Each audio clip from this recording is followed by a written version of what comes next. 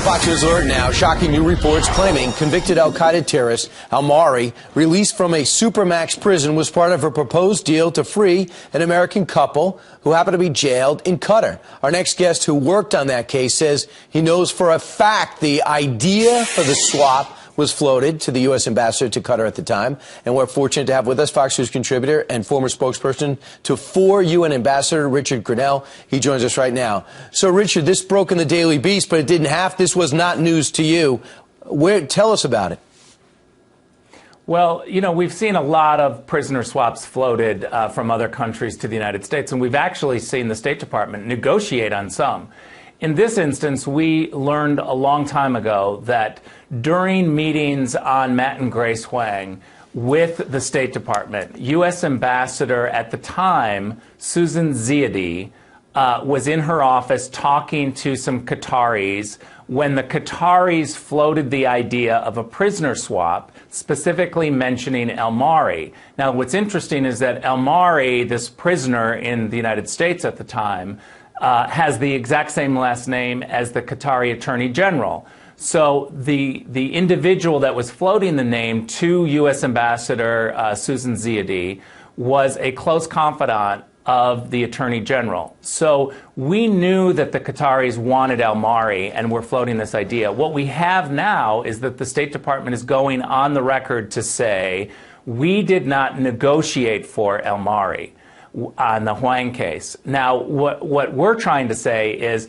look, I don't know if the State Department negotiated. That's not the accusation. The accusation is that the Qataris and others are seeing this slippery slope, and they're asking for prisoner swaps. They see the United States, and specifically the State Department, as willing to talk about prisoner swaps. So they offered this on a clear-cut case with Matt and Grace Huang. Matt and Grace were accused by the Qatari government of something they flatly did not do. The evidence pointed to that. The idea that there would be a prisoner exchange for them is offensive, and I'm glad to see that the State Department say unequivocally, we did not negotiate.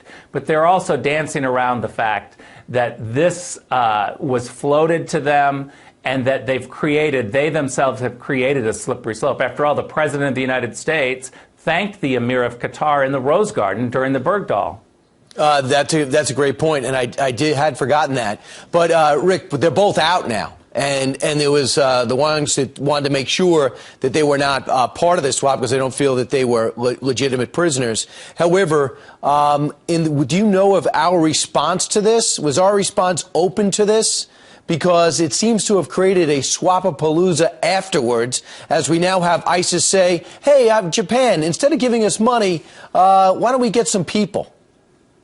Look, the most troubling part of this for me is that we've sent a message to our friends and allies and even our enemies that we'll negotiate, that we are going to negotiate for some really bad guys, some high-value, al-Qaeda operatives. And the State Department is clearly on the side of saying that we can reform these guys when they're in prison. I mean, the only reason to release al-Mari is if you absolutely believe that he has changed his ways. He was released on good behavior, is what they're saying.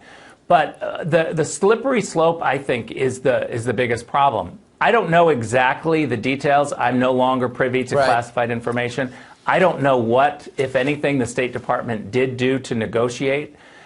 They are claiming that they did not negotiate at all. I take them at their word. But there's no disputing the fact. I don't care what they say. The idea was floated, and we know that from our team. We heard it even before.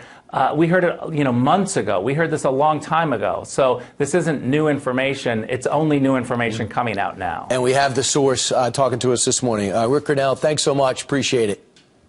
Thanks, Brian.